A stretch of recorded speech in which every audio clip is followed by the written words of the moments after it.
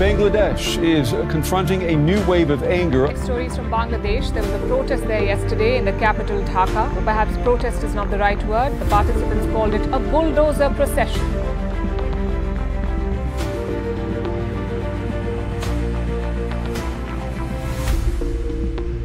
বাংলাদেশের সমস্যা সমাধান করার ভার ভারতীয় প্রধানমন্ত্রী মোদির উপর ছেড়ে দেবে বলে মন্তব্য করেছেন মার্কিন প্রেসিডেন্ট ডোনাল্ড ট্রাম্প। স্থানীয় সময় ১৩ ফেব্রুয়ারি হোয়াইট হাউসে ট্রাম্প এক বৈঠকে একথা বলেন।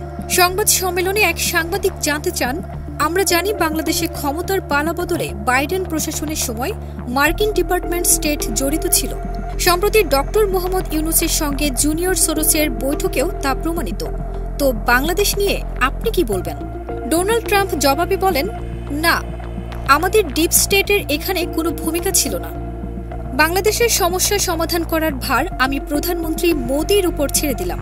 ডোনাল্ড ট্রাম্প দ্বিতীয়বার ক্ষমতায় আসার পর তার সঙ্গে বৈঠক করেছেন ভারতের প্রধানমন্ত্রী নরেন্দ্র মোদি। বাণিজ্য থেকে অভিবাসন একাধিক ইস্যুতে আলোচনা হয় ওই বৈঠকে।